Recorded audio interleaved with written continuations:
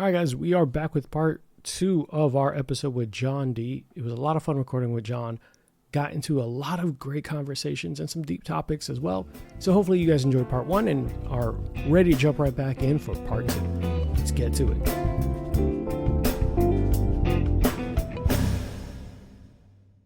All this and all those people that if you care about someone or you like someone, you are willing to fuck with them. And you have to and I think that's the thing, and I feel like it's getting more universal, but like busting balls, busting chops is like a thing. And like I'm a firm believer, and you know this just from like you and I just like conversing, and obviously like even like fucking around back in whatever 10 years ago. Like I'm a big believer in like if you give it, you have to take it. And I can't tell you how many times like if anything, I will poke fun of myself more than somebody else. But my biggest pet peeve is like when somebody will give it and can't take. I'm like, I can't fuck with you. Then. No, like bro. that's literally my biggest pet peeve. It's like, okay, then like you're not a friend. It's cool, but then like I can't fuck with you because, like I said, I will be my biggest. Like somebody will get on me, I will then like double down and get on me myself. But if you're not and people take offense, and I'm just like. Okay, I guess like it's equivalent to like a buzzkill. It's like, all right, well, you kind of fucked it up. Yeah, I have a friend. We're gonna move back onto the Ponzi scheme, but because this is all gonna be bonus features. Anyone who's listening to right now, this is exclusive to Patreon. This fuck around and find out a portion of this episode. I have a buddy. I love the kid. I've defended him multiple times. He used to get fucked with people, but I always felt like he was like an innocent. Like, I'm like, stop fucking with George. Like, leave him alone. I would defend him. And one time. Because he started working from home, he's like, yeah, Arthur got chunky. He's like, he's gained weight or whatever. And I was like, I have defended you so many goddamn times. And he's like 4'2" or something. He's not really 4'2". So I like put my hands on my knees. I'm like, listen, little guy, if you ever talk to me with that kind of disrespect again. Yeah. So from that point on, I've sent him Santa helpers, memes. I was like, hey man, I'm gonna miss you for December. If you need anything, you let me know. I can help with the toys. Yeah. It's like, I know that you got to travel up north. Like, are you good? Do you need a ride to the airport? Like, how you get in there? He's like, fuck you. I was like, because he's opened that door. Because I'm like, that's the thing. You open Pandora's box. You can't like get upset now. Like I'm with you. I'm not the one. Then you can't fuck with that. Like I'm sorry. Our friendship was on the I will look out for you and be nice to you. You're nice to me. The moment you said we are now fucking with each other, that's and I'm a big believer in like to me like if I still love him like a little brother. I will go to bat for him. I can talk shit about him. Our friends can talk shit about him, but if a stranger chimes in, no. That shows like for me, for my friends, it's like, all right, here's the line. I'm gonna erase the line, draw a new line, and still cross it. But if somebody else does that, I will can kill you. Like that's my boy. We don't do that in my house. We do not. I can talk shit about my friends. You don't get to. You didn't earn that right. That's the rule. That's not a real rule. So back on topic, because John, you have a wife and kids, but you have to fucking at some point sleep because tomorrow's gonna be terrible for you when you wake up to twins screaming. We talked about kind of your businesses and everything like that, but there was a point where things did not go according to plan, and I think it's going to be an interesting story to go with. Do you mind talking about it? Not too in depth because we got some shit for the next features, but tell us a little bit about how you ended up in this Ponzi scheme as you self-proclaimed. Yeah. No, it was, not to be like kind of corny, but like very definitely dark time in my short life in this world, but short life. Yeah. So and it was before I met you. So this was like before I got into CrossFit. Really? So obviously this is probably why you didn't know about any of this stuff. So yeah. So this was I'm trying to think. I want to say like 2011 to 2012 ish. So I sold my house in Staten Island. And I won't get into like super duper specifics, and Arthur and I will talk about why we're not getting into super duper specifics, but I'll kind of go high level. Long story short, my family, my folks, myself, my sister lost $1.2 million in a Ponzi scheme. Whoever's not watching the video, my jaw dropped. I did not know the number. Yeah, I purposely didn't. So Arthur and I, like, I kind of, and again, just being very real on Arthur's podcast, right? We talked about this high level. I said I'll talk about a high level, but like I didn't want to give specifics. Yeah. But yeah, privacy and stuff. I completely understand. Yeah, like it's real, it's raw, right? So, And again, I pride myself in like, myself and my family work really hard to, have the money that we had. And this was What was when the I left number Staten again? Island. Sorry? What was the number again? 1.2 million. Now, again, that's not mine. That's my family's, Yeah, no, but but still, like that's yeah, it was generational money. Yeah, so let's be clear. It got to a point like when people like, oh, rock bottom, like people like we were selling jewelry to pawn shops. Like I just want to be very clear. Like we were like I lived with my parents in Florida. Like when we sold our house in Staten Island, like all that money that we made, like that was gone. Like I was literally we had nothing. Literally nothing. Yeah. So yeah, it's emotional to talk about, but I referenced earlier about when we were talking about COVID, like the word resiliency, and again, I'm not a big like pat myself on the back person because I think that comes off cocky, but um, you know, how to dust myself off, be a big boy, and figure it out, right? Yeah. So I'll never forget this. I sold all my jewelry and got $5,600 to a pawn shop. I shouldn't say a pawn shop. It was a jewelry shop that Gold was trading a lot, and started like building myself back up. And nobody, Arthur included, didn't know this, and not because I was trying to be prideful. It's just like whatever. It's like it's our journey, and we built ourselves back up. I took a good job at a good company in Orlando. This was after still owning the restaurant, and ended up buying a house and doing really well now in New Jersey. But I say this because not to be the corny after school special, but you literally could hit rock bottom and recover. And resiliency is everything. And I think it's just being savvy, being financially savvy, having a plan, sticking to it. But yeah, it sucked. It absolutely sucked. It was the not scheme? something we planned. And yeah, sorry, go ahead. What was the scheme? So we're not digging super deep. Obviously. No, not at all. So here's what makes it worse is it was a family friend that we knew for 20 years. And I'll never forget I want to say like it was a few weeks before he actually ended up getting convicted. I called him because I seems like things were going a little bit dicey here and rumors, and I'm like, hey, I'm hearing some things, like what's going on? Oh, money's tied up here or there. And so now like I look back at it, like that call was on an FBI recording, because then I'll never forget, I got a call from my sister. And she's like, hey, I need you to check the paper. And I'm like, what are you talking about? She's like, Joe is on the front page of the paper. And it was a $14 million Ponzi scheme. And he went to jail for 9 years. So yeah, fun stuff. Man.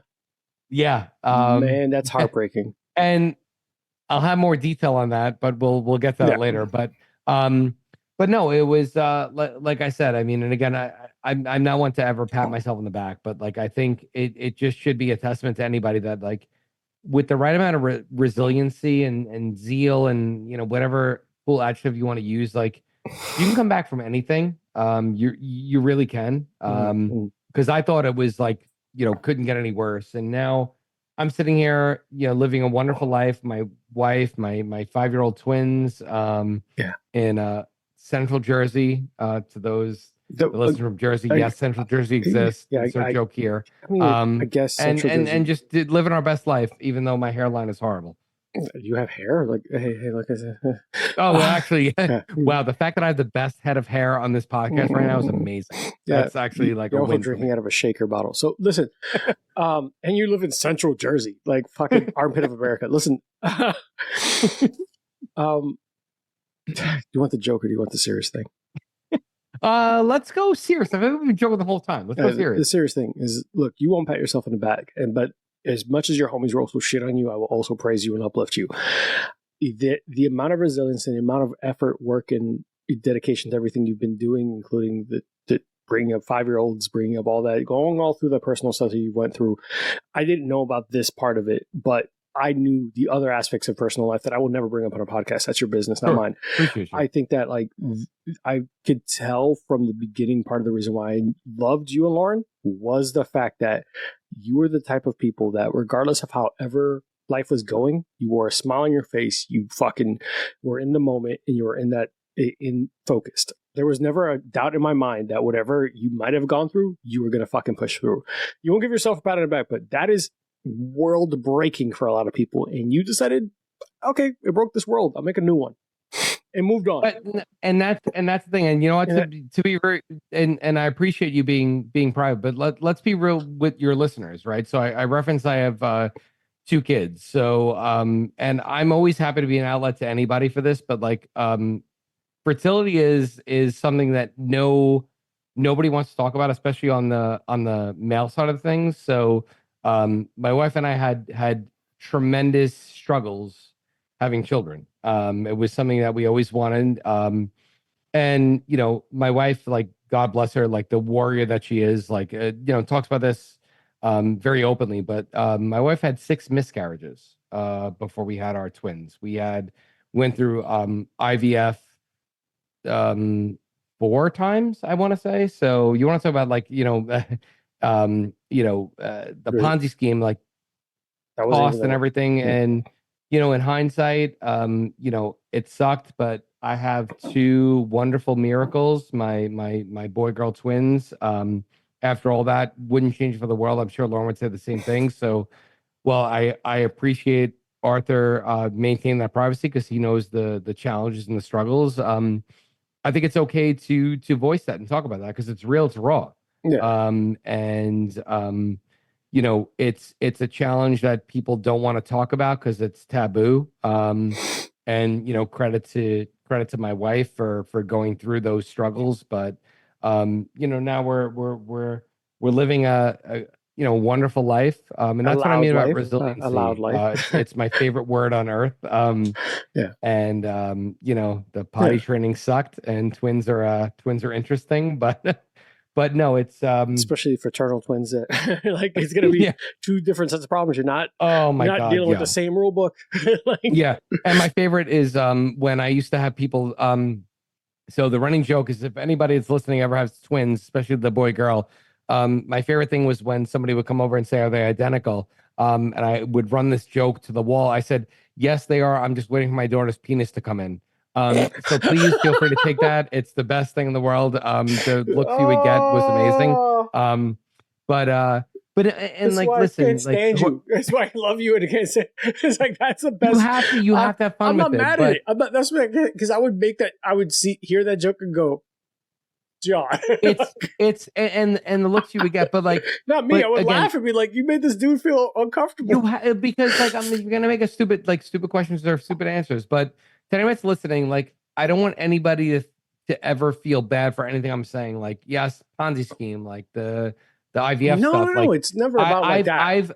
But my point in saying that is like I think no matter how low you feel, you need to be positive. Like the one thing I've been trying to say to myself a lot, especially during the Ponzi scheme and during all this stuff is, I feel like I live a very blessed life. I have like wonderful friends, like Arthur's is certainly one of them. Although I don't really care for him too much, but like whatever, when he's around, he's average at best. I'm at least entertaining. He's there. But no matter what, there's people, you know, that don't know where they're getting the next meal. And I can't tell you what in a positive way a mind fuck that has been, because I'm just sitting there thinking to myself, okay, yes, I'm struggling to have kids and I lost everything, but I still have a roof over my head. I still know where I'm getting my next meal. Whoa. So, I think having that perspective is just so important. And I think we all take it for granted, myself included, multiple times, that I need to level set myself there multiple times. There are 2 ways of thinking of that too, though. Like I got to be fair about something. And I think that people don't do a good enough job.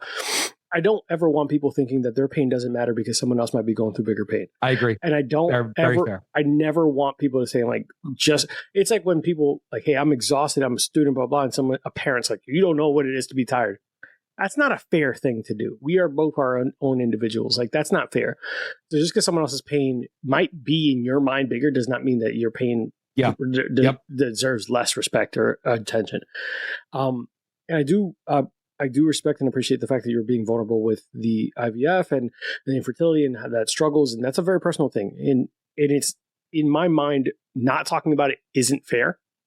Mm-hmm. I never want to put anyone's business out there. Yeah, I appreciate you saying that. Yeah. I think it's important for people to understand that, like, when one of the things that, and this is, fuck, someone's going to be mad about this, I can't stand is when people see someone's like, oh, why don't you have kids? Blah, blah, blah. Not your fucking, oh my God. It's not your fucking business.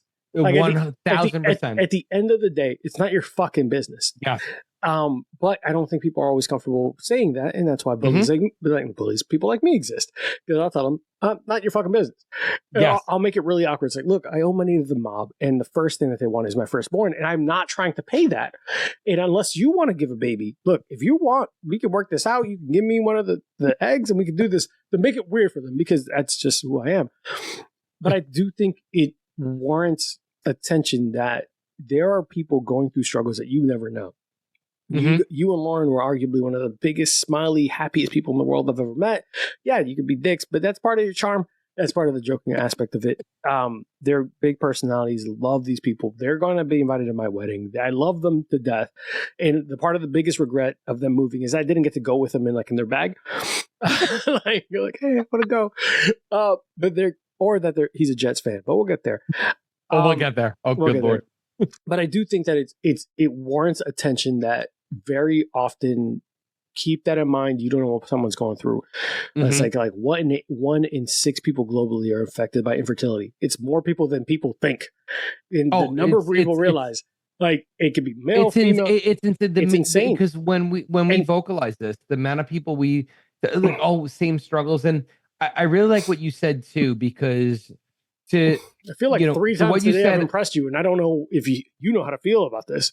I feel like you're concerned. No, but I think you said, I'll tell you, I think you said something important, because it's the one piece I left out. Like, I gave the caveats, like, people don't know where they're getting the next meal, but like the one thing, like, I want anybody that's listening to realize is, like, it's okay to, if you work hard for what you do, whatever it is, like, it's okay to feel vulnerable. Yeah. Vulnerable. I can't even speak. Yeah. Vulnerable. It's okay to feel that really fucking you like up, there's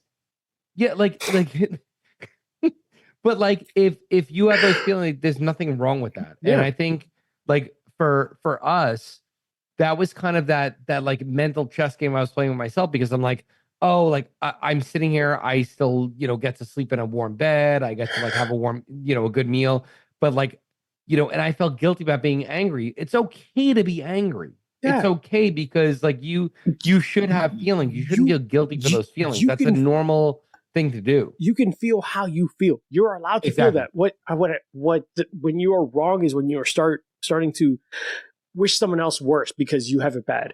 When someone's like, oh, well, I had to go through this, so you have to go through this. Yep. Or you have no idea. That's not the fucking thing. You're allowed to to go through your struggle. Someone else can go through a struggle and move the fuck on.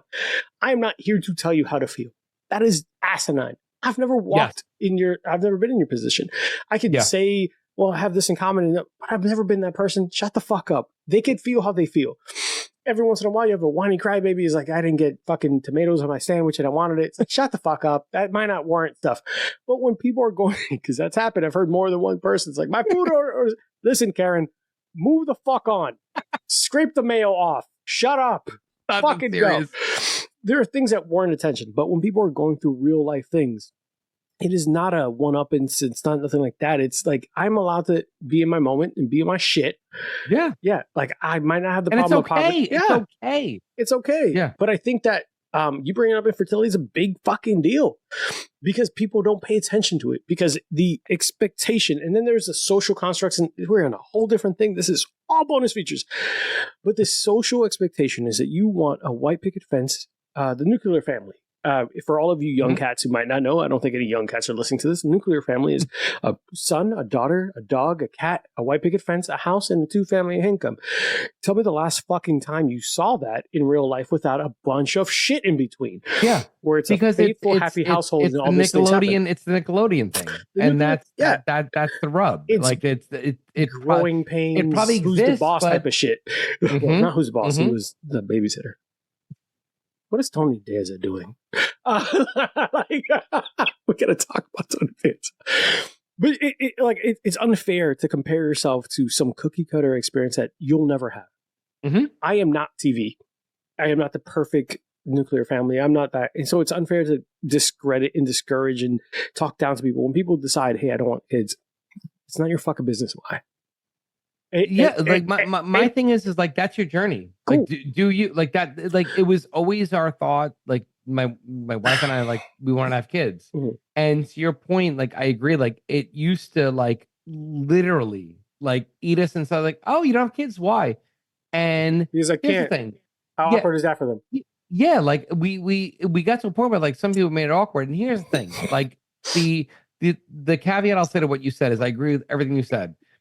I think with your close friends, but like your close friends probably know what you're going through. Like that's different. Like it's strange. Yeah, like I'm talking about Lauren and I are not shy about our journey. We try and do it to help others, and like anybody that knew us well. Like even Arthur, because he's the gentleman, was like being very coy about, like, he knew. Like my friends know. But that's why I wanted to open up, because I feel like, especially like, not to make this a male female thing, but like I think for guys, for future dads, I feel like it's just not talked about. And like I always tell all my friends, like, without mentioning names, I have one of my really good friends is going through the same thing, and I always tell them, like, listen, I'm an ear, like, let's hang out, whatever, like, talk if you need an ear, because it's the taboo thing. And not, listen, it's much harder on women than it is on men. I will argue that point till the death, but it's a mental mind fuck for men. Like I could tell you, like, I can't tell you how many times I cry myself to sleep with this stuff. It's fucking horrible. And pride is not a crutch for me, but it's talk about it, make it therapeutic, be real, be raw. And to me, it helped. And hopefully it helps somebody else. I think you hit on a couple things there. I think as a wanting to be a father and all that stuff, I will tell you, there is a point where someone to me tried to make a point, because I've chosen that I don't want children. And that's okay, by the way. It's a normal. But John, you would be surprised. I don't think you'd be surprised. You don't even know how many times it is questioned about, like, why and what's wrong and blah, blah, blah. I know. Unfortunately, I get it. Which, whatever. That's your decision, and regardless of your reasons, it's nobody's fucking business. Period. Here's one of the things that's always pissed me. Two things have pissed me off. It's someone one time said, "Do you know how many people wish they could have kids?" And I looked at them and was like, "It's not my responsibility." Like that. What you just said.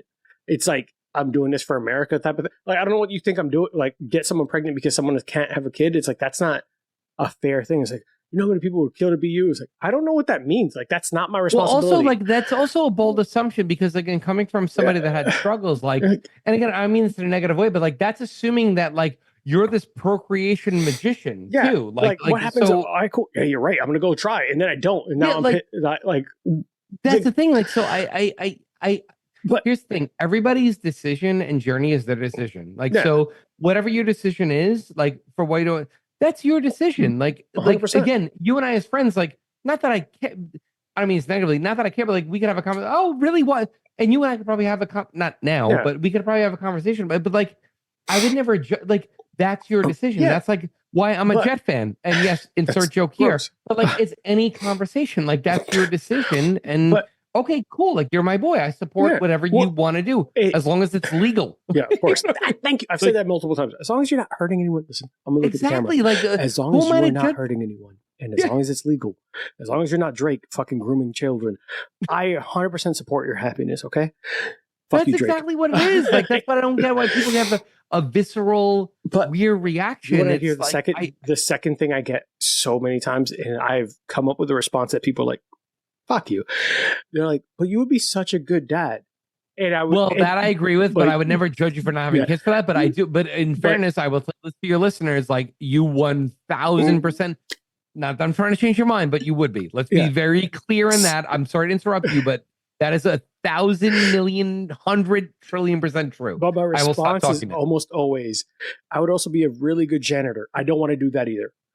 That's a good rebuttal. That's a good rebuttal. I'll be fantastic at cleaning toilets. Don't want to do that for the rest of my life either. No, but that's your choice. And regardless of what your reason is, that's your choice. Yeah. And if your partner agrees, if Ro agrees with that, then we are on the same. Who is anybody to question that? Yeah. And like on one aspect, you could make the argument that like, oh well, our good friends do that. Okay, like good friends have like difficult conversations, fine. But when it gets to a point where it gets uncomfortable, then it's like, all right, we set our reason, like stop pushing. Yeah. That's when I think it gets weird. You know, all my friends' move on.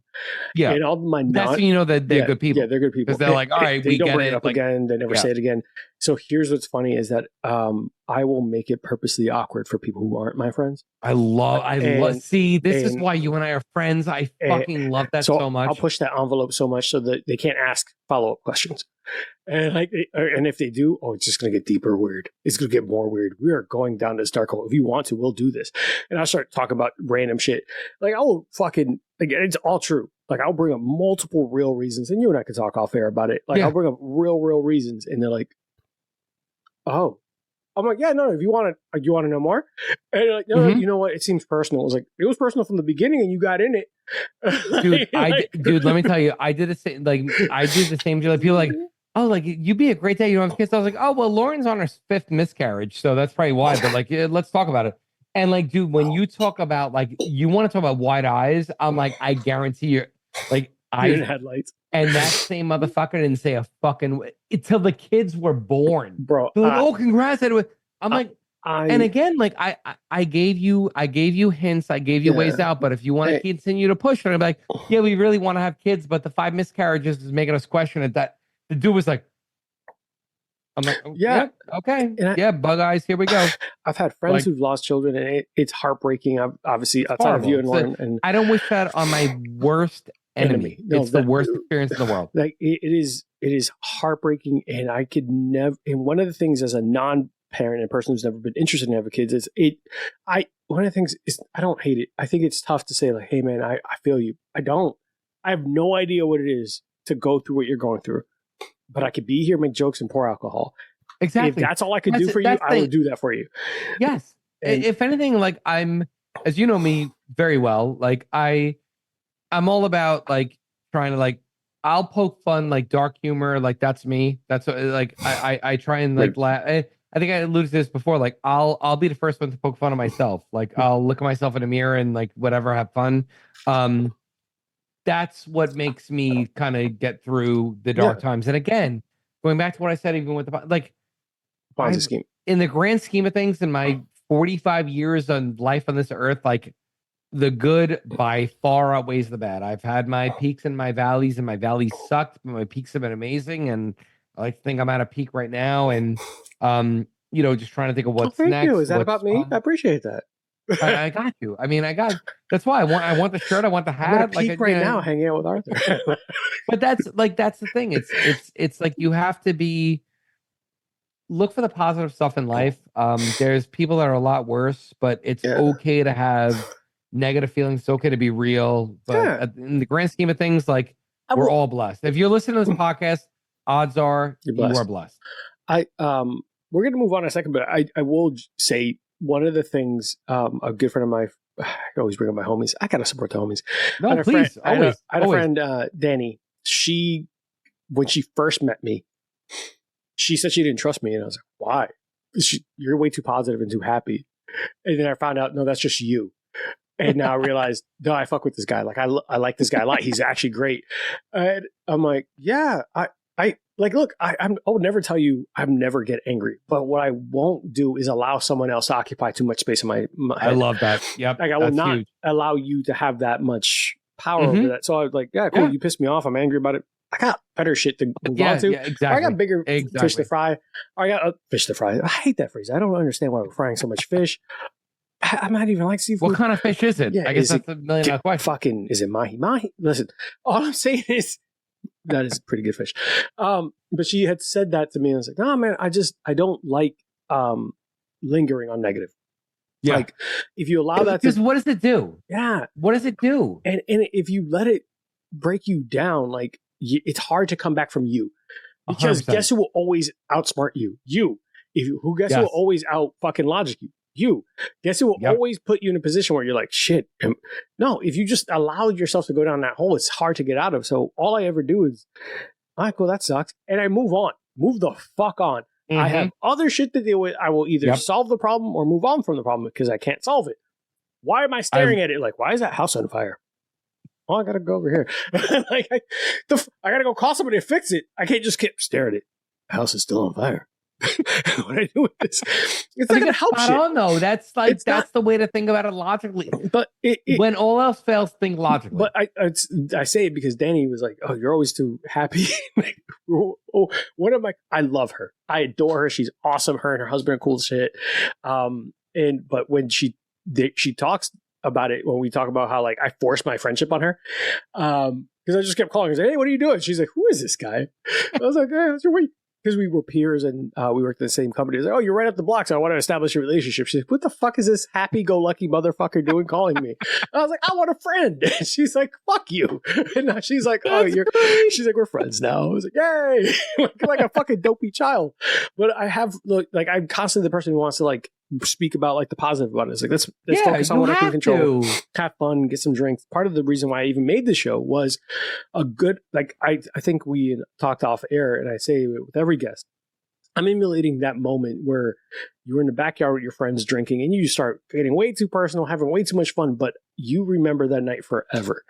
I don't remember the nights I went to a concert because anything like that, like maybe yes or no, but the nights I fucking will linger and I have nostalgia is that night in the back patio with a friend under a fucking like some bullshit tiki torch and drinking out of fucking a solo cup. So let's be clear. I want to be clear with the analogy you said because I think that it really resonated because it's exactly what you're saying. And to all the listeners, what Arthur said is he's like, it's that moment where it's like, 2 a.m. and everybody leaves and you're with those two people that you're like, yeah, this is the conversation. And that hit me because that's the stuff I look forward to. It's like some of the best parts. I was going to go to bed, but these two people are hanging out like, bro, pour one more. Let's be real and raw. And like that's what this is. Like that's what I love about this. Yeah, and one of my favorite. It's real. It's raw. It's you don't know where it's going. And in you haven't looked at the clock in 3 hours. Way, you haven't looked at the clock. We're gonna make a left turn. And we're gonna make a right turn. We're gonna get a fork in the road. And I look love up. It. The sun's coming out. Shit. Yes. Yeah. But not a single bit of regret. Not one piece of regret. Yes. Like, hey, we need to get the fucking bed. Like the bourbon's on its last shot. Let's do this one shot. It's 4 a.m. Should we go to Denny's? Should we go to Denny's? Grand Slam? But I appreciate you being vulnerable about it and going through all that. And like, but that this is all bonus features. I love it. I'm not mad about it, John. So don't ever even think about I'm mad about it because you've given me so much shit for people to pay for. Listen, because I got bills. I want to do this. I want to keep my card. Give me a second. I got bills. The Ponzi scheme and all that and all this, but you never gave up. You kept moving on. You kept keep on keeping on and doing these businesses and doing these ventures and fucking pushing and did it with a smile on your face and with poor taste in NFL teams. But where you kept doing in poor taste in bananas and fuel efficiency, the fuel efficiency now makes a lot more sense that you're waiting for E. Dark humor. You can't be mad at me. You can't be mad at me. I'm waiting for E because I have no choice. Damn it. That was awful. It's led you to this new venture, this concept, this idea and project that we're trying to get ahead of a little bit. I'm trying to be on the ground floor. This podcast that you're thinking about starting, and I know you have a partner in it. I want you to tell us about it, but it's a finance podcast, correct? Yeah, sure. So let me don't reveal all the secrets. They got to pay for it. This is it's like you're Biggie Smalls and there's a crack. A lot of young motherfuckers don't know Biggie Smalls is the fat one from the New York beef. No, so East Coast, West Coast. So, no, I appreciate the time. So my buddy, so obviously, as you probably heard, as I mentioned, I have twins, and I live in New Jersey, and my neighbor who is two houses down, ironically, has boy-girl twins that were born a month almost to the day my twins were born. So we became friends pretty quickly. But so to Arthur's point, we started talking, and my buddy had a podcast called Listen Money Matters, and did really well. At one point, total 3 million downloads. At one point, 80,000 listens a week. Was doing really, really well. And, as we talked about kind of throughout this episode, is life happens. Between him having children, COVID, etc. Took a little bit of a pause, and, we just started talking, and he's a good friend of mine. And when I heard about this, and he's just, super savvy in creating websites, etc. And, I'm, as you heard from the Ponzi scheme, able Resilient. to be resilient and, come up.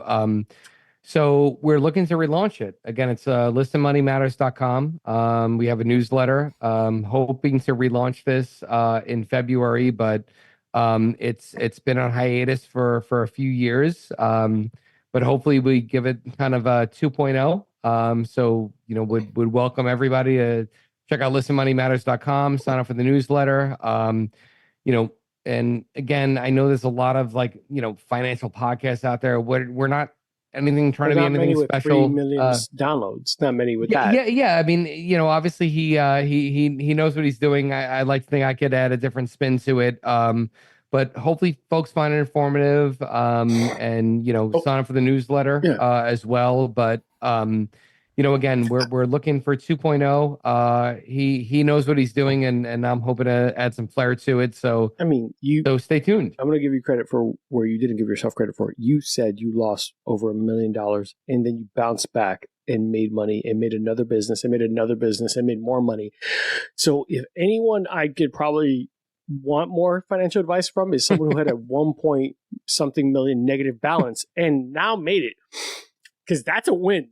Because people were like, yeah, I have generational money and this is how you can make money. I don't trust that, dude. We're not on the same page. Hey, I came in with a fucking 400 credit score and I made this work. That's the guy I want to follow advice from. The guy who's like, hey, I lost $1 million because someone fucked me. It wasn't my bad choices. Someone stole from me and I bounced back and made that money back. Guess who I'm taking advice from? Not the hedge fund baby.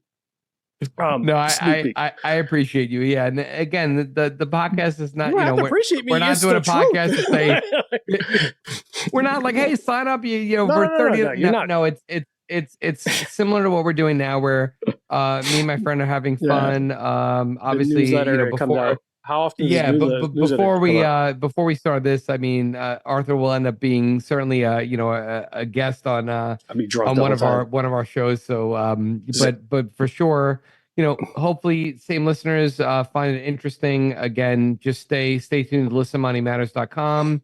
We try to make it fun, talk about investing, etc. And the newsletter will come out with like tips, tricks. What's the newsletter going to look like? Absolutely. So if you could sign up for the newsletter right now. We did try and make it fun. We actually have another one of my friends who's in on it is trying to get savvy in investing, so he could be kind of the beta. So we try and make it more fun. It's not, again, kind of the greasy, no offense, Grant Cardone, but it's it's not greasy stuff in terms of like, hey, pay us this thing.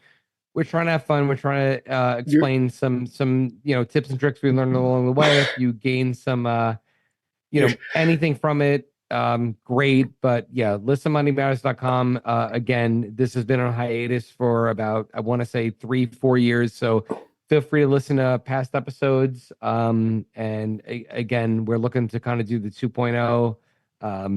So hopefully we get some listeners here, but you'll hear some stories, some anecdotes, some tips and trades, and go ahead and sign me up for the newsletter. Hopefully it becomes something helpful for others. Send me the newsletter stuff, all that. I'll put it on the show notes. For sure. But I do think one thing that's important to highlight when you talk about greasy, there are motherfuckers out there. I'm scared to know where this is going. I'm going here. There are motherfuckers out there is like, buy my book of how to make $1 million tomorrow. Oh, and no. It's like, God, no. And it basically it's like, buy this book and I make $1 million because you No, that's like that's what I'm saying. Those are the greasy fucking shysters that are running around. Is like, and that's the thing. Like, again, no offense to like the Grant Cardones out there and the others. It's like, hey, pay this. It's like, listen, myself and my partner on the podcast, I would love to lie to everybody and say we're worth like 30 million. No, nowhere near that. But I think we've done well.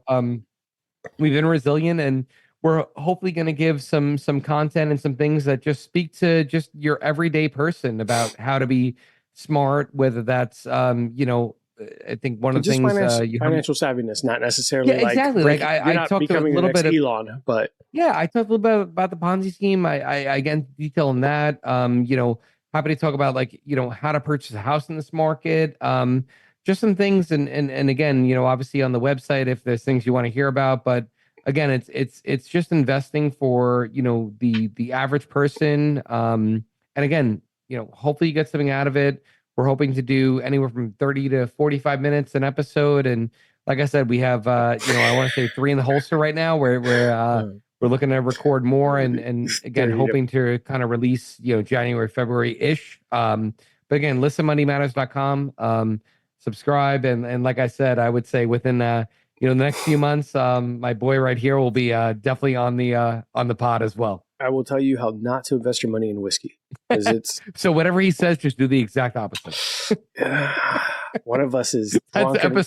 That's spoiler, episode 4. Episode 4. One of us is drunk and one of us is making good money. I'll tell you which one I am on that show. Stay tuned, motherfuckers. But I think it's awesome though, because you're coming from a more relatable thing, because there's a certain level of and I'll say this, intimidation, where you think it was like how to make millions, like Dave Ramsey's like, invest everything, pay all your little bills. You should not have a single bit of joy. It's like, okay, well, that's not really motherfucker. Smart, I could have told you that. It's like the debt snowball. I could have told you that. Like, what are you really telling me? But Dave Ramsey does make good points, and I understand that a lot of his stuff is grounded in great logic. And some people need to hear logical stuff. And it's very often, I will say this because I know there are at least a couple few listeners are like, well, if everyone knew logic, yeah, I get it. There's a reason why we have fucking safety instructions on Pop-Tarts, because someone's an idiot. So there's a crowd. Someone probably got sued. Yeah, someone got sued. We're not going to get into the McDonald's hot coffee thing because that was legitimate. Oh my God. That was legitimate. That lawsuit was legitimate because 1.2. Yeah, but it was legitimate because they put it at scalding hot so they could keep old coffee longer. Like it was like to the point where it's like fucking volcanic hot. And the person's like, this shouldn't never be this hot. It's like, oh, this person should have known it was hot coffee. Like, not shut volcanic. Up, stop. Stop. But, media, we're not here for that. That's another day. But there is a certain level of logic, and you're grounded more in like the everyday man, how to find financial success and advice. That's brilliant. I'm not a hedge fund kid. I might want to help navigating. There's so many online resources, so many things online for me to figure out how to fucking buy a house. And we want to make it simple. Yeah, we want to make it very simple because, Google one thing one time, there are 800 fucking... Who's the last time you went to page 3 on Google? Yeah, and that's the thing. And as you guys, if you guys listen to past episodes, right? Like, this is not a get rich quick scheme thing. This is not that, hey, if you listen to this and you buy this certain crypto. No, that's not the point of this podcast. The point of this podcast is for average people to talk to average people about investing 101 and things to do. Whether that's, hey, should I buy a house in this market? Right? Is that something? Should I rent versus buy? Like, what type of stock should I purchase? Like in this election year, like. That's the type of stuff we want to get into. And also, if you go to Listen Money Matters, like send in your questions. What we want to do is we want to make these podcasts that are helpful for you guys. So there's topics you want to hear about. We're happy to talk through those. So, again, want to make this helpful. That's the whole premise of it for the average person. Yep. I love it. I love every single bit about it because I think the average person doesn't get enough attention. There's always 100%. I think that's the reason for it. And that's why, again, credit to my buddy. I mean, I would love to lie and say I had something to do with it. I mean, he made this 3 million downloads. He made this 80,000 listens a week, like because people valued what he was saying. And I'm just doing my best to kind of come along for the ride because we have similarities and we play well off each other and that's it. So obviously it worked in the past and we're hoping to relaunch it, and like I said, the 2.0 hopefully is bigger and better than ever. Yeah. Between you and the missus, you've made good financial decisions. Yeah, one time you trusted the wrong person. That's not a bad financial decision. That's honestly what it is. And now, again, living. But don't. What are the young kids? They live in our best life, right? I mean, that's honestly what it is. Yeah, but I would never hold that against you. You trusted the wrong person who should have been a good person. That's not on you. That's on them. They're a piece of shit. Yeah, and that's the thing. It's all about, like I said, resiliency. That's my word of the year, word of the decade. It's a Pee Wee Herman word of the day where everyone screams. It's resiliency. Every time you hear that, that's I like I said, my favorite word ever. Guys, every time you heard that word in this episode, you should take a shot, and I will put it in the beginning of the show. You took the joke I was about to say. Oh my God, they'll be hammered in the first hour. One of us is faster at these jokes, John. It's almost like I do this. Listen. All right, guys. So we are not wrapping up, but I do want to get John into bed sooner rather than later. I do want to talk about something that's kind of important, and I don't think we talk about enough. John is also a victim of other things, and there's some stuff going on that I don't think he addresses enough, and it's in the arms of the angel. John is a Jets fan. The New York Football Jets, and hold on, if you didn't hear it. In the arms of the angel. I do need a hug. Are you okay, John? Can I be honest? You have been lying this whole time? I'm ending the episode. Foundation of lies, John. Dude, it's so I'm looking at sorry for anyone who got home. Where did we jump from finance to fucking football? One of the defining wait, give me a second. I want to tell him why. John is a diehard Jets fan. There are more TV appearances of John on the screen than the Jets have scored touchdowns. This is not a joke. John is almost always in the front when they finally do score a touchdown. He's like, oh, you could see him on television. Let's have some fun. So one of the biggest defining things about John is he is a diehard, bad taste in teams football fan, and John. Yeah, that's accurate. How are you? You can see how depressed I am. For those that are watching this. Let's see if we can get it. No, that's a bunch of glare. Oh, you are right there. Send me that picture. That's me. Sad. Just depressed. He is sad. He is. So if you watch on any Jet game, that's me. So little fun fact about your boy here. I've been going to games since I was 5 years old. I've been in the front end zone since I've been 5 years old. I am pompous about three things on this planet.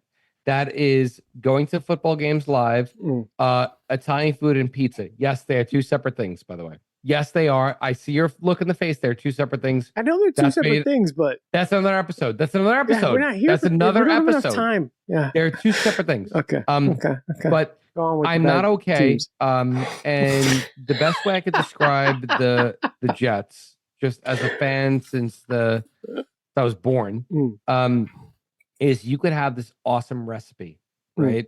That you do the recipe and you read all the reviews and it's 5 out of 5 and you put it in the oven. And here's the Jets in a nutshell. The oven explodes and we'll figure it out, whatever. And not only does the oven explode, but what happens is then you're we take out of the oven, but the house then also burns down. And then the house burns down and you find out that, by the way, you also lost your job. And then you find out that the cars actually took on fire too. That's the New York Jets. The New York Jets. I also heard an analogy the other day that the difference with the Jets is I'm gonna butcher the analogy. I forget basically the Jets will always fuck you. That's the analogy. I forget what the comparison was, but the Jets will always fuck you. And it's like taxes. Let's go with that. Because I forget the analogy, but let's go with taxes. But it's been, every time you think that they're going to do something right, they get screwed. And it's been horrible. And I don't have, maybe I'll send Arthur a picture if he wants to post it. But yeah, please do. I'm all about regret. I don't say paying it forward. I'm regretting it forward. So my son just turned 5. And his whole room is Jets and he's all about the Jets. And my dad did it to me. I love my son, but also fuck him. He's going to have to live the same amount of shit that I live. And I'm going to give him an out when he's like 13, 14, but like, fuck him. If I have to deal with the shit, he's dealing with the shit. I just said his whole room is jets. He's got a jet fat head. Like, yeah. We're not supposed to keep fucking like handing down our trauma. Arthur, I'm regretting it forward. I'm not paying it forward. I'm regretting it forward. Regretting it forward. Hashtag regretting it forward. We have never had. I've never heard regretting it forward. Listen, trademark that shit. I'll pay this. No, I'm regretting it forward. It was bestowed onto me. Fuck him. He's gonna live the same miserable, shitty sports life that I live as a Jets fan. Forward. Although the Knicks look really, really, really good. They always Jets do. Fan, a Knicks fan, and a Syracuse fan. He's gonna live that. I don't even know. I'm just gonna hashtag it, regretting it forward in our messages between you and I. Yes, please regret it forward because I'm not gonna remember this tomorrow. And in fairness, team, he did just. It says Arthur. He did just text me, so I just wanted. I'm not. So it wasn't like, oh, he's saying it for the. No, it wasn't for the pod. He literally texted it to me. Yeah, so, yeah. We're getting it forward. So you go to every single game religiously. You don't miss. I've been going to every game since 1984. Motherfucker. Yeah, that's a now lot. You know why I have this hairline, that's dude. A lot now of you hurt. Know. Like, I need a fucking hug, bro. You like every time it's like you end up like falling on a doorknob and you're like, he'll change. Well, what is going on with you? Like, dude, that's why I'm saying. That's why I'm depressed. I need a hug. Too much dark humor for this episode. Like, he'll change. Nothing.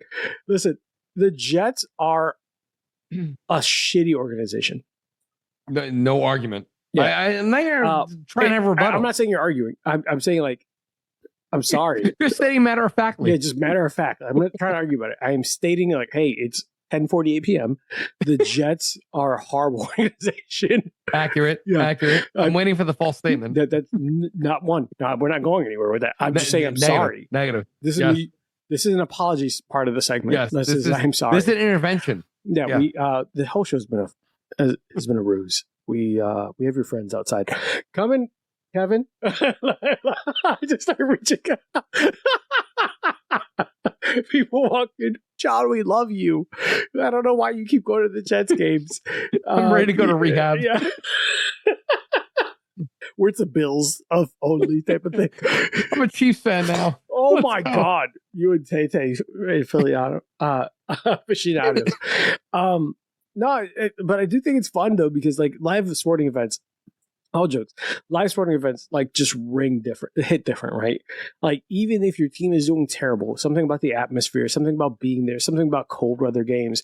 It's loyalty. Yeah, it's but loyalty. Also, as much as we kid around, it's loyalty. Like if you don't, but like you also, if you're not loyal, what are you? Yeah, but it's like if you're a fair weather fan. All right, welcome Detroit Lion fans now for the last 4 years. I love it. Oh, the Lions like hats on like.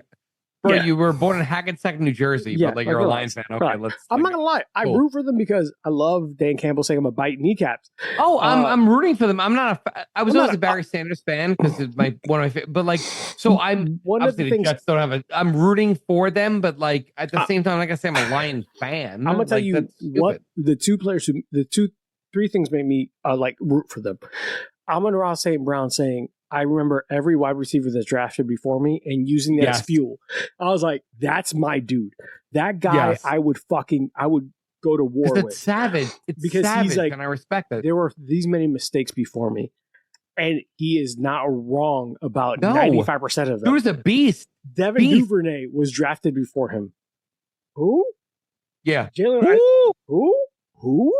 Like, then I love Dan Campbell's like, I'm a leader of men. Oh, we're gonna bite the kneecaps off? Yeah, I'm gonna bite their kneecaps off. I'm a leader of men. I'm not gonna lie to you and tell you I'm an offensive coordinator. I'm not gonna lie to you and tell you I'm a defensive coordinator. I love that, dude. I'm a leader of men.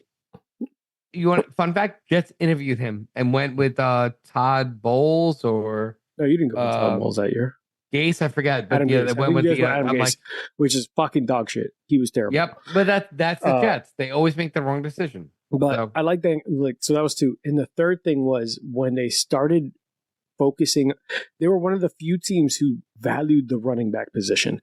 They said Montgomery looks really good as a number 2. He's a 1A. They're 1B, 1A. There's no 2. They are both, Yes. when they called each other Sonic and Knuckles, I was like, I fuck with both of these guys. That's the weirdest ass name ever, but like I kind of got it. The because sad one thing is speed and one strength. Yeah. It made sense. I'm like, okay. I fuck with them. Yeah, I fuck with them, and I root for them because there was a big disparity about how people were treating running backs. We're not paying running backs because they might end up like Todd Gurley. Well, if you work them like you did Todd Gurley, yeah, they're going to break down. Like, yeah, there might be a lot shorter shelf life, but I promise you, Todd Gurley was probably worth more than Trevor Lawrence ever was. Like, I promise you that David Montgomery's probably like Saquon Barkley's better for your team than Daniel Jones was, and that was matter of fact.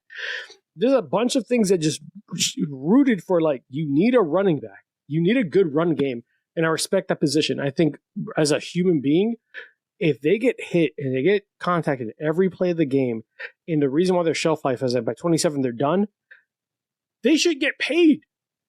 Well, that's the thing. If you look at like the top 3 running backs, right? It's what? It's Derrick Henry, Derrick Henry, it's Josh Jacobs. Who gave up on those 3 people? And ironically, they're the top 3 on 3 of the top teams in the league. Like, to be fair, everything's cyclical. Everything's cyclical. Like now, it's a pass. I'm not saying that in terms of running, but like running backs are now important. That's proving that. Now, let's see what happens in the Super Bowl. But like, if the Eagles end up winning the Super Bowl, or like it's Eagles Ravens, I guarantee you, running backs are going to start getting paid again. All of a sudden, it's like everything always comes full circle. Everything. One of my favorite things, I know that people are listening, is like, I don't like football. Skip ahead. Like 15 more seconds is fine.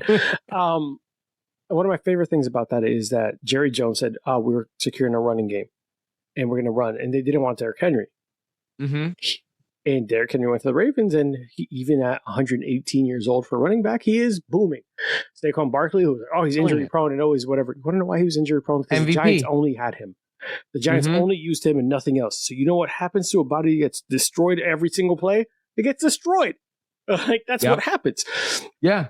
All that to say, like, there's something about that atmosphere. The Jets have made some bad decisions, but I still think that there's so much fun in going to Jets games. I live in Florida, which means Jacksonville, Tampa, and Miami, which are all terrible. Well, Tampa, Laser Mayfield has been balling out of control, and Tua, I don't know if he knows where he is. But there's you want to hear a fun fact about Miami. So obviously by the time it's posted, it's going to be a moot point, but so today's the 6th.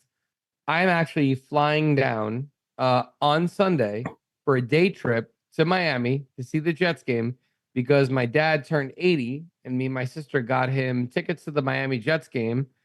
He has no idea I'm coming. So I am flying into Miami at 6 a.m. on Sunday. I'm flying home at 9 p.m. I'm coming back at 1 a.m. So if anybody wants to see, I don't know what my tickets are. My sister bought them, but I will be in Miami to watch the Jets probably get blown up by 30. If you have a third ticket, call me. I'll be there. Yeah, I don't know why I'm going. I'm stupid. If you have a third ticket, call me. I'll go just for shits. I will. Honestly, I should get you a ticket and we should drink in the parking lot, because I don't know why I'm going. I'll go. I don't know why. I will tell I got a boss that's pretty cool. I'll tell her, hey, I might be late on Monday. If you get a ticket for fucking Sunday football, I'll go. I don't give a shit. Guys, you might see me on TV for no good reason. With the bourbon and bullshit. We'll do shots of maybe whatever is in this. I don't know. Don't worry about it. I'll bring something good. Because we're going to need that. Guys, we're going to close out soon, but I do want to talk about the last and most important piece of all this is that we could only do these shows and we could only do these things because our spouses allow it. There are 2 pretty strong influences in our lives. And by strong, they're scary. That's so not doing them either any justice. No, that's not doing a single bit of justice. Lunatic. My fiance, my friends will still double check that I've asked her before I throw parties at my house or do anything at my house. I haven't thrown a party at my house because she's like, I don't really want to be around so many people. So I haven't thrown a party in years. Her and Lauren, that's why her and Lauren are such good friends. Yeah, that's why they get along. Because there's I could be we're cool. I don't have to talk to you all the time. But we're always great. But your significant other will go online and correct people's grammar. She will. I love her. This is not a knock. I absolutely adore her. She will literally go and we'll go out to dinner and she'll be like she won't go back to a restaurant because there's a misspelling in a menu. And like, I think I told you this, Arthur. I forget if I told you this. I think I did, but like one of our really good friends. And by the way, yeah, you told me this. Go on. I did tell you this, right? So this is the God's honest truth. One of our really good friends, and I thought he was kidding until he showed me this. Talking to the Jet game, and I don't know how it came up, but he's like, "Hey, by the way, just so you know, I have Lauren on my phone as angry lady," and I'm like, "Wait, what?" And he literally showed it to me. And mind you, this is like 18 months ago. So like, you know, like people trying to be funny, whatever, you know, to this day, this is, I'm looking at the, like, what is it? December 6th, 2024. Yeah. This had to be like 2023, 20. To this day, he has her in the phone as angry lady. He showed it to her. The best part is you with the what the fuck is it? He's like, that's amazing. I'm like, bitch, are you out of your mind? Like, he like I would never call your wife that. I'm scared of that lady. What did you call her? Oh, could you edit that out? Shit. Please edit that out. Please, for the love of God, edit that out. I will be killed.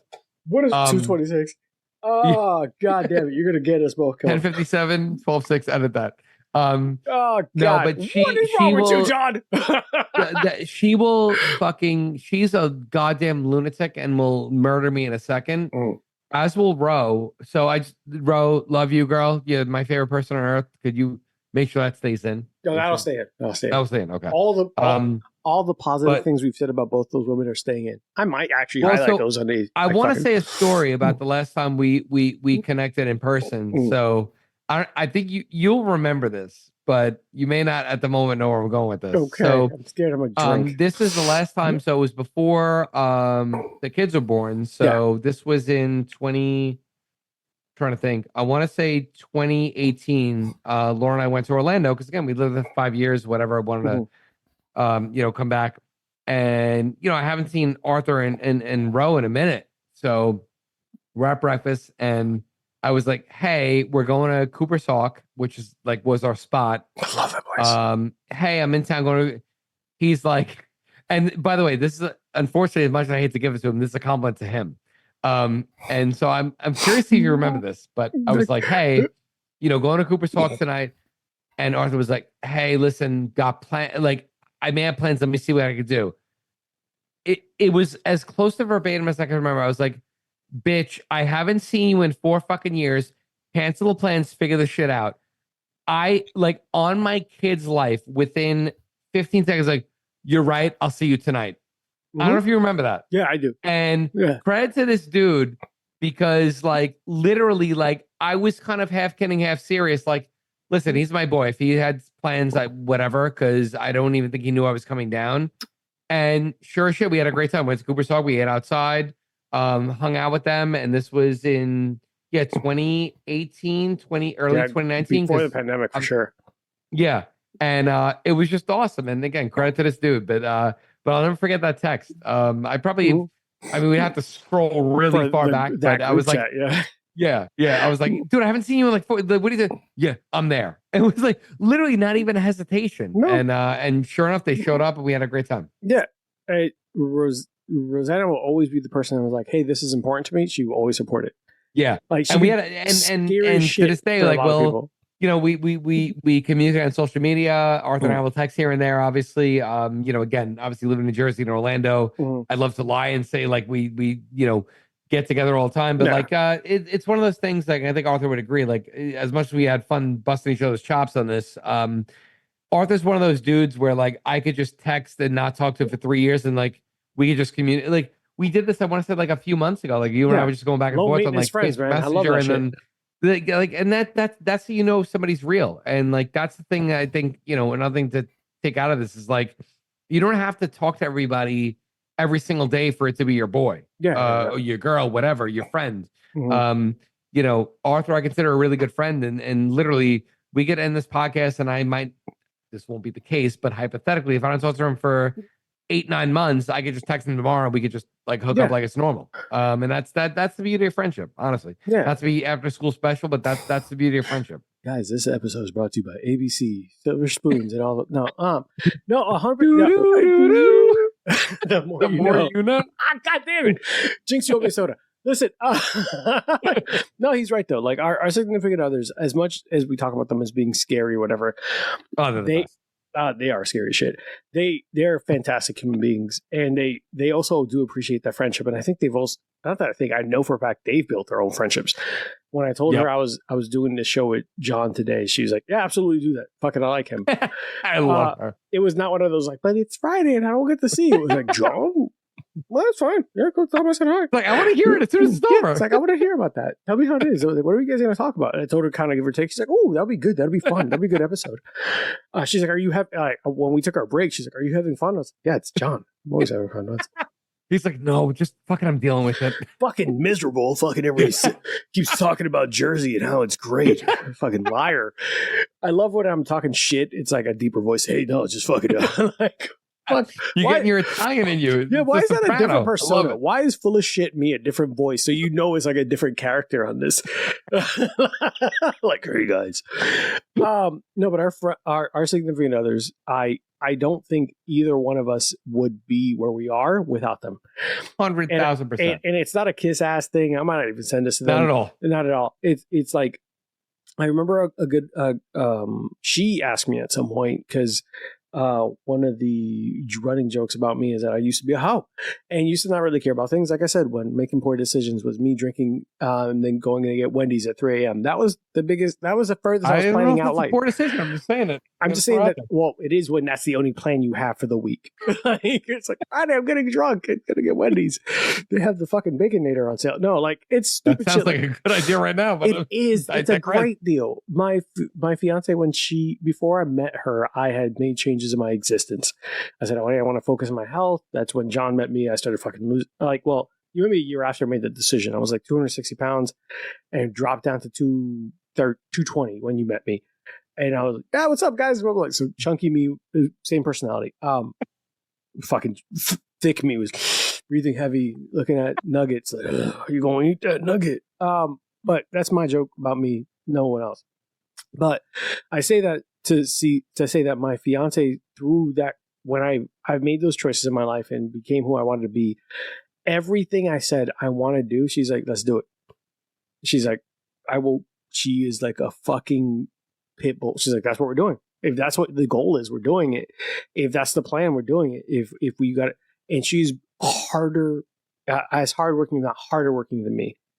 She will do whatever she needs to get where she needs to be. And I adore that about her. Mm-hmm. People are like, that's is it because she's gorgeous and has a big butt? No. That's a plus. The fact of the matter is, I could never be with someone who's not driven and motivated and someone who's going to push me. If she is going to sit there complacently, let me slack, like being around her makes me want to be better.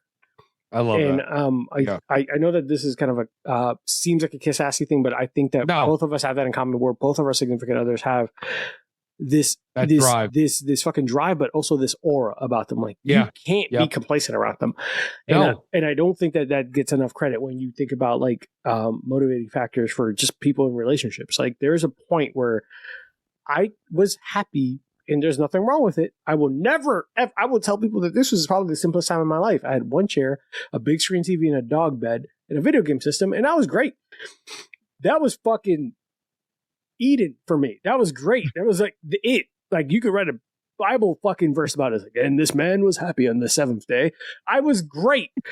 And when I met her, and I started changing shit, but when I met her, I was like, I want more because she deserves more. Not because she asked for more.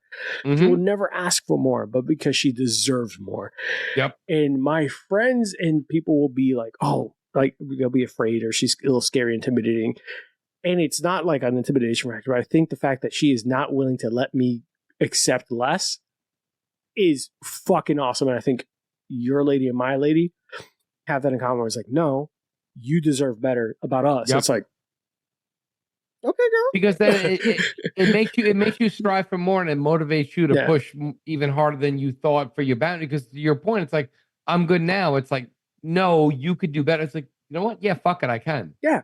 and that helps you. And yeah, absolutely. And there's a discerning difference between someone who wants more because they want you to change or because they want something from you, and someone's like, you deserve more because I know the person I love deserves more. Yep. And there's the last joke I'll make because we're closing out soon is when people are like, hey, why does a chill dude like end up like dating an angry, aggressive person? I was like, because I'm not going to tell the waitress I ordered French fries, not mashed potatoes. She's gonna send the food back. like it's good. Let me get ketchup. We're good with ketchup. Oh no! I'm allergic to shellfish. Not boo. That's fine. I'll eat around the shrimp. Do you have an EpiPen? Like just for reasons. Don't worry about it. It's cool. Meanwhile, my fiance is like, when we're at Kobe's Steakhouse, she's like, he's allergic to shellfish. Get that fucking put his shit to the side. I'm like, she's like, you want to die? Like, no, I don't want to die. But I feel like you don't have to yell at the man. He's doing it like... She's like, fuck him and his feelings. I need you not to die. Fair. All fair. Like, I don't want to die either. I guess someone has to stand up for us. But Lauren, anything you want to give her a shout out for? Because I'm going to send this to her. Just being an amazing mother, amazing wife, pushing me to be the best I can be. She's the greatest. She's the greatest. Yeah. I'd be knowing her and being with her for looking at the year 2024. I mean, did you have to check since 2002, John, 22 plus years. Do you have to check the year? Did you just have to check the year? Is that what I have to look forward to at your age? Yeah, I wanted to see because I was trying to remember. We've been together. I was questioning between 02 and 03. We met in 02. We got engaged in 03, 04. I'm going to fuck up. Whatever. Been together 20 over 20 years. Okay. I will cut out the rest of you not knowing the relationship. Edit the fuck out of this thing. This is fucking one. Jesus, I'm not going to edit that because I'm going to send her that exactly. But that's awesome, man. I think that makes it's funny, but there's a lot of fun in that. Like we've gotta. I think male, female, husband, wife, husband, partner, whatever you want to do, find someone who will make you want to be a better version of yourself, and that's going to be a deciding factor in everything. That's everything. Yep. And part of the reason why I want to do this because I think that you and I both have that in common with our significant others and how they have been tougher than us. When we would work out, you and I, you're like, oh, she has to do extra. Our buddy Andy. Oh my god, she's a fucking lunatic. Yeah. Like fun fact, I was saying to somebody today, in my house, we have 2 treadmills, a fucking rower, a rogue bike, a rogue rig, like 500 pounds of weights. And like, so like, even if I like try and be lazy, I'm like, oh, it's cold outside. Like I have no excuse. We have 2 treadmills. 2. One in the garage, but when it's cold, we have one in the basement. Yeah, I trust me. I wish I was kidding. I know your face. I want to. I don't know it myself. I don't even have one. I have outside because I live in Florida. Yeah. Well, that's the thing. I live in fucking Jersey, so it's what is it now? 20. Let's see what. I was going to say that you get mugged in Jersey because it's fucking the armpit of the United States, but I get it. The weather. It's 28 degrees. You said hey, like I mean, you didn't correct it. You're like hey. Don't state facts to me like they're insults. I'm just making a point that I'm upset. That's it. That it's true. I'm not disputing the point. It's like, hey, it's 47 degrees. Like I remember the other day, my fiance was like, "Hey, you haven't? Weren't you supposed to edit today?" I was like, "Yeah, but I'm watching football." She's like, "You can watch football and edit. Do you have to hear the game?" I was like, "I love how also football is like." Especially like coming up now with like college football ending, it's going to be Saturday, Sunday, Thursday, Monday. It's like 4 days a week. I'm a pro football person, but she also knows that's what matters to me more than college because I'm from New York. So what college football did I really watch? College listen, I went to Syracuse for my MBA. Like it's not college football in the Northeast. No, it's not a thing. It's listening. It's not like Penn State. It's never been a thing and never will be a thing. I will die on that hill. Yeah. But NFL, that's a thing. Yeah, that's a NBA, thing. That's a thing. Baseball, and debatable. I tell a buddy of mine that he's a big Georgia Bulldog fan. He's like, the University of Georgia is like, the doesn't matter because half of them don't make it. The doesn't care. They don't make it. The me doesn't give a shit. Yeah. The I don't care. The bye-bye. But I just want to give them credit where it's due, because I think both of us would probably be worse off if it wasn't for that. I mean, I wouldn't be where I am right now. I mean, I would be stacked because fucking chunky happy weight is a fucking thing. There are not many myths, like, oh, the abominable snowman is like, no, you get fat when you're fucking happy. Yeah, that's real. We'd be jolly. Like Loch Ness monster, not real. Me getting fat because my fucking fiance is gorgeous and cooked meals like it's fucking going to his house. She's feeding a family at 17. Yeah, I am ecstatic to be alive every day. It's like, this is great. It's not her fault. I have choices. That's why my New Year's resolution is really on point this year. My New Year's resolutions, I asked her once or twice, can you just break up with me? my New Year's resolution is to not wear sweatpants. And I don't know if it's happening. I'm wearing sweatpants right now. Yeah, I need to wear like something with a button on it, and it's not. Yeah, what's happening downstairs is all elastic. Mess. Guys, this is getting long. I love the fact that we're doing this, John. I've had so much fucking fun. Oh my God, I hate to call it, but you have 2 children. And it's 11:12 p.m. Oh my God, it really is 11:12. I told this is we gotta go. Okay, John, where can anyone find you? The podcast, I know you mentioned it, but I want to close out.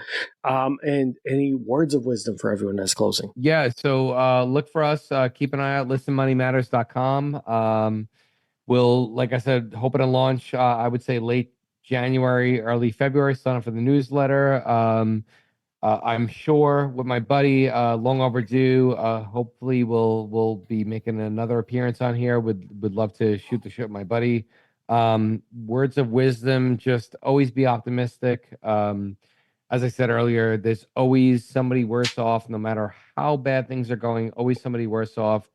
Try and be optimistic, and as always, find some good brown water to drink. That's what I'll always say. As long as you're not in Flint, Michigan. Listen, guys, this has been so much goddamn fun. This has been so much goddamn fun. Fucking fix your infrastructure, Clint. Fucking beat up your mayor. Listen, do something. I'm so mad for those citizens. I'm not making fun of them. I'm mad that this is still a problem. Not today's show.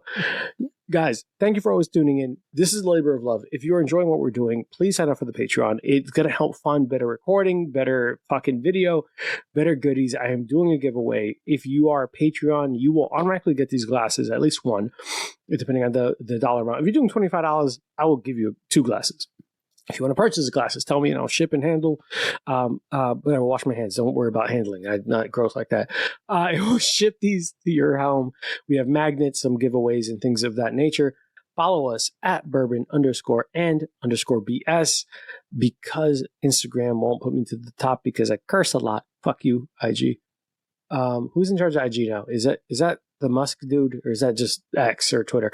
I think it's not Musk. I don't think. No, it's not him yet. It's Zuck. It's Zuck. It's still Zuck. It's not X. It's still Zuck. So Zuck does not tolerate my cursing. But guys, I really do appreciate it. Zuck. Fuck Zuck. Fuck. No, sorry. Let's not do that for my show. I've just got here. Fuck me sideways. Listen. All jokes aside, I do appreciate all the support. We've had a lot of contributors. We've had a lot of sponsors. Support those who support us. Give a shout out to moneymatters.com and everything that we're going to put in the show notes. I might not have said the right name, but I've been drinking, so fuck you, John. So we will put that on the show notes and make sure that you get the credit where it's due. Keep an eye out for that. That's coming soon, and hopefully we can continue to work and collaborate with them and support them. I will be the drunk person telling you what you shouldn't do with your money, which is buy more whiskey. And guys, appreciate, love it. Keep liking, subscribing. We've seen a big influx. People seem to really positively respond to our support local segments. So shouts to all the upcoming episodes and everyone we look forward to working with in the future. And as always, drink responsibly. Don't text your ex. Avoid Amazon One Click Buy. And I know it's the holidays, but for real, look at me. We're going to zoom in. Hey, my big pimple. Don't talk to your ex. They're an ex for a reason. Stop it. They're not the option. All right, bye, guys. Take care and be safe. Hey, guys. Today's episode was brought to you by Burn Termite and Pest Control. I first met Joe Byrne on Full Frontal Nerdity Show and decided to give his company a try. They have been the best pest service I've ever had. From flexible scheduling, attention to detail, fair pricing, and everything you love about a small business, I highly recommend Joe Byrne and Byrne Termite and Pest Control. It's a family-owned and operated business with over 30 years of experience in termite and pest. You can reach Byrne Termite and Pest Control at 321-297-7985. Once again, 321-297-7985. And let them know Bourbon and Bullshit sent you. Thanks, guys. See you next time.